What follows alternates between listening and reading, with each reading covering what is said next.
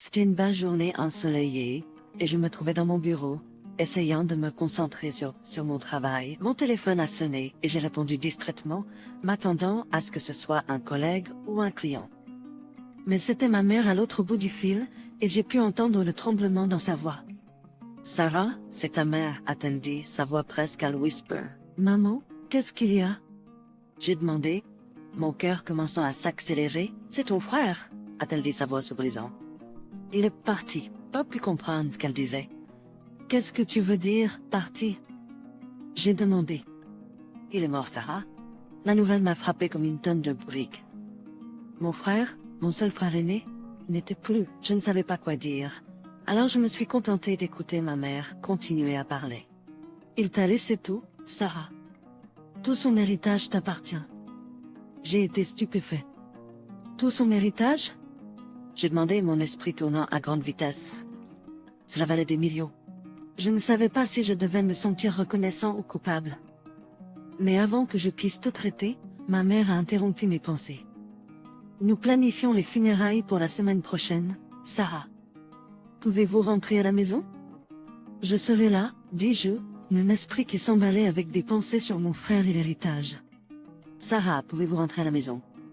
Y compris l'héritage soudain de sa succession, j'ai repris le téléphone et appelé mon mari. « Chérie, qu'est-ce qui ne va pas ?» Annette sentait mon anxiété. « C'est mon frère, dis-je, ma voix tremblante. Il est mort. Il m'a laissé tout. »« Oh mon Dieu, Sarah. »« Je suis désolée, a-t-il dit, sa voix pleine de préoccupation. »« Je ne sais pas quoi faire, ai-je dit, me sentant dépassée. »« Nous passerons à travers cela ensemble. »« Je suis là pour toi. » Ces paroles me réconfortaient, et je savais que peu importe ce qui se passait, j'avais mon mari à mes côtés. Mais la pensée de faire face à la mort de mon frère et à l'héritage soudain était toujours accablante.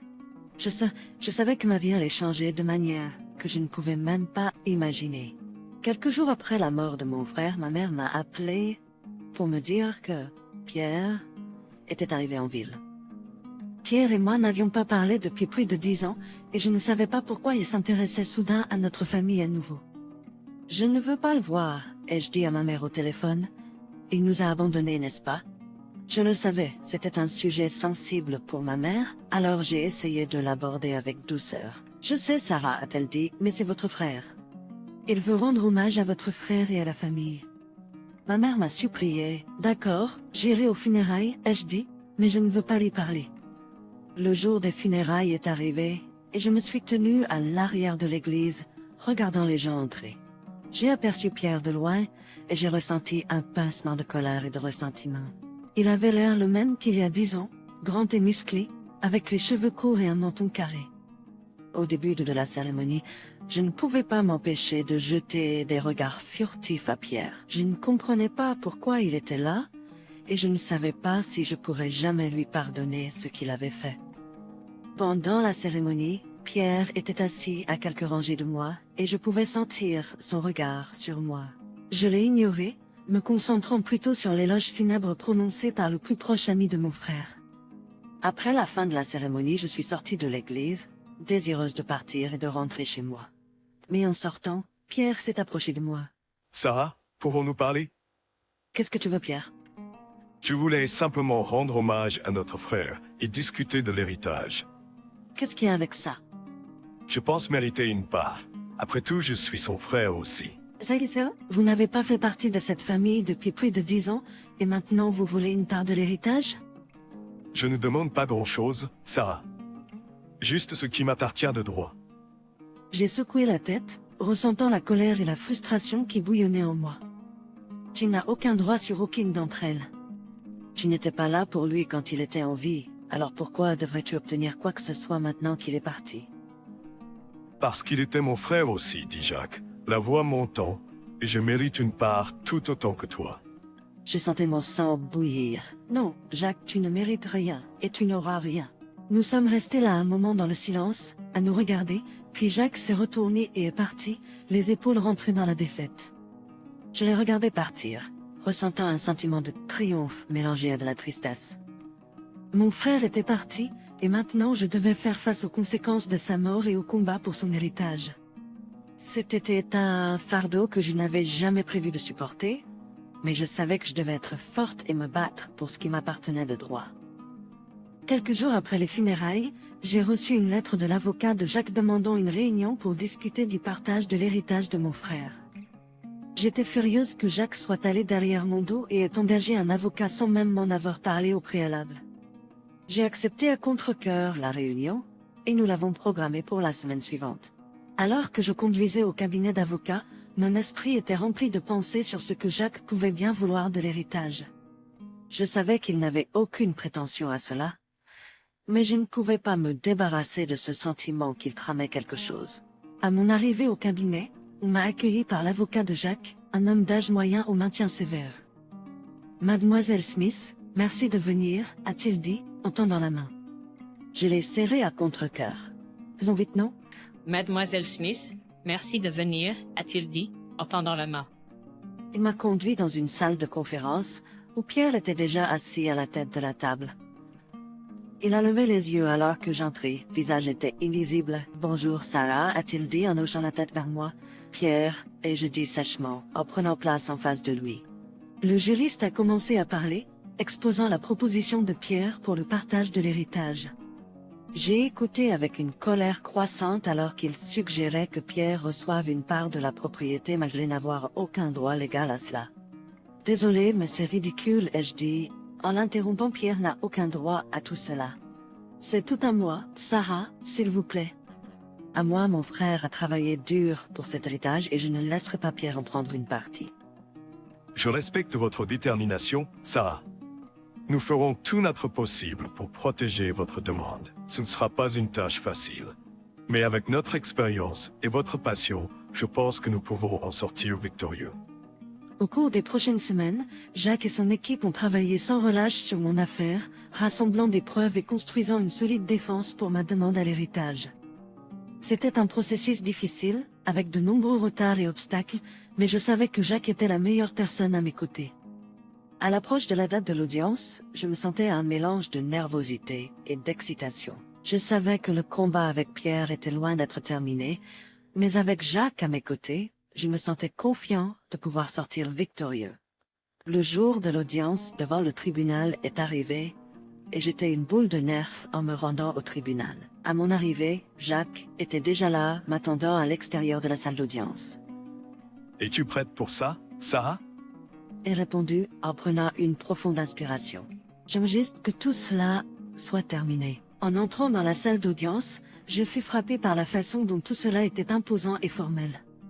Le juge était assis sur une plateforme surélevée à l'avant de la salle, et Pierre et son avocat étaient assis à une table en face de nous. Les débats ont commencé et l'avocat de Pierre a présenté son cas.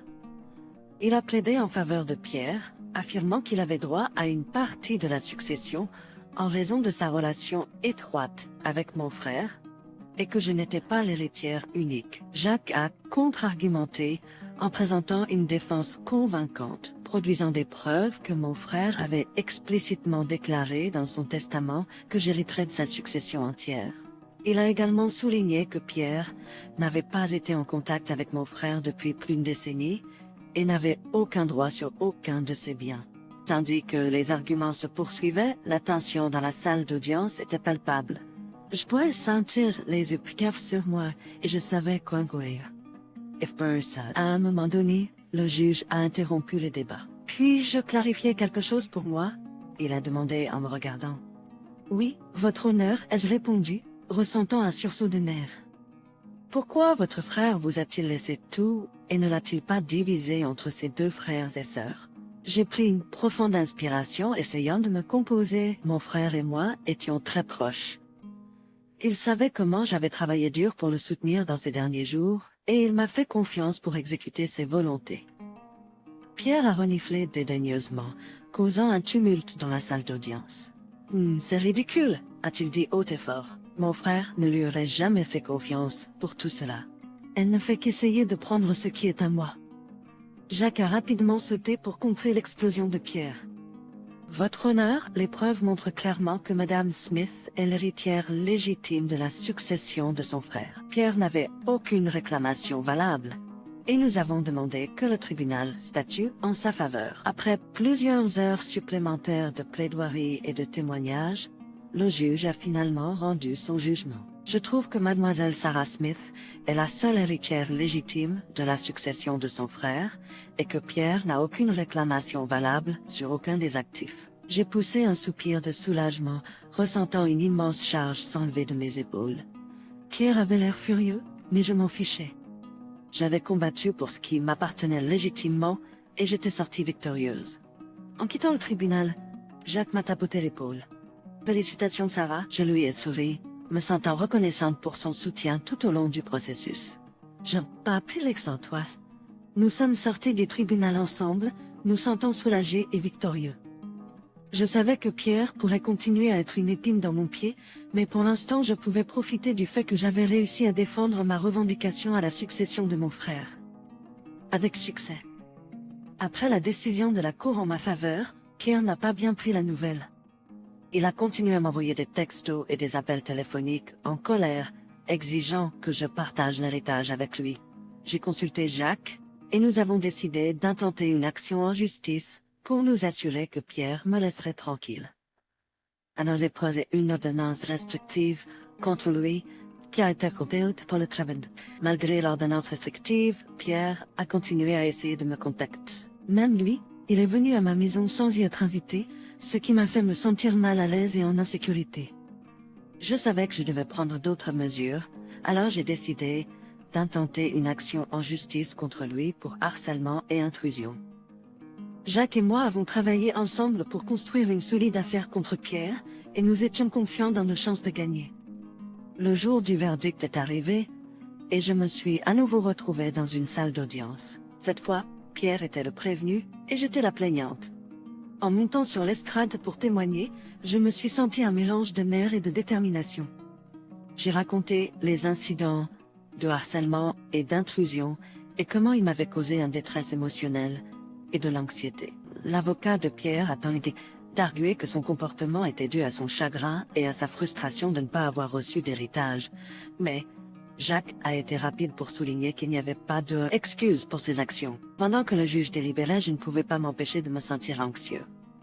Je voulais que justice soit faite, mais je ne voulais pas non plus que cela traîne plus longtemps que nécessaire.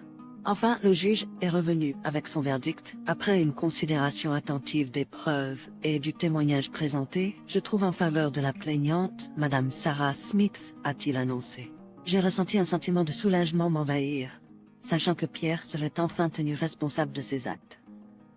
En quittant le tribunal, Jacques s'est tourné vers moi avec un sourire. Félicitations, Sarah. Tu l'as encore fait. J'ai souri en retour, me sentant fière de moi pour avoir fait face à mon frère et me battre pour mes droits. Merci pour tout, Jacques. Malgré le voyage difficile, j'ai ressenti un sentiment de clôture et de paix, sachant que justice avait été faite. Après l'annonce du verdict, j'ai enfin ressenti un sentiment de clôture. James, ou plutôt Pierre, n'était plus une menace pour moi, et je pouvais enfin passer à autre chose dans ma vie. Cependant, les temps précédents, ça aurait été facile. Pierre était toujours mon frère, et je ne pouvais pas m'empêcher de ressentir un sentiment de tristesse et de culpabilité face à la situation. J'ai essayé de le contacter, mais il a refusé de répondre. Il semblait que notre relation était irrémédiablement endommagée. Quelques semaines après le verdict, j'ai reçu une lettre par la poste de Pierre. Je l'ai ouverte avec prudence et essayé de ce à quoi m'attendre. Sarah, je suis désolé pour mon comportement. Je sais que j'étais déplacé. Et je regrette de t'avoir causé tant de douleur. J'espère que nous pourrons trouver un moyen de passer outre et de reconstruire notre relation. Affectueusement, Pierre. J'ai été surpris par la lettre, mais aussi soulagé. Il semblait que Pierre était enfin prêt à assumer ses responsabilités et à essayer de se racheter. J'ai appelé Jacques pour discuter de la situation. Que devrais-je faire? Je lui ai demandé, eh bien, c'est à toi de décider, a-t-il répondu. Mais si tu es prête à lui pardonner et à essayer de reconstruire votre relation, alors je pense que c'est une étape positive en avant. J'ai réfléchi pendant un moment et j'ai finalement décidé de contacter Pierre. Nous nous sommes rencontrés pour prendre un café et avons eu une longue conversation sur tout ce qui s'était passé. Ce n'était pas une conversation facile, mais elle était nécessaire. Nous sommes tous les deux excusés pour nos actes et avons le désir de passer à autre chose. Je sais que je ne peux pas défaire ce que j'ai fait, Mais j'espère que nous pourrons laisser cela derrière nous et commencer à nouveau. J'ai hoché la tête, ressentant un sentiment de soulagement. J'espère aussi. Au cours des prochains mois, Kier et moi avons commencé lentement à reconstruire notre relation. En is dus pas parfait, et il veut encore even de moments de tension et men, où il fait le progrès. En regardant en arrière sur tout ce qui s'était passé, je me suis rendu compte que l'expérience m'avait beaucoup appris sur moi-même. J'avais appris à me défendre et à me battre pour ce qui était juste, même face à l'adversité. Et bien que le processus ait été difficile, il en valait la peine. J'avais acquis un nouveau sentiment de force et de confiance en moi, et j'avais montré à moi-même et aux autres que je pouvais surmonter n'importe quel défi qui se présentait à moi.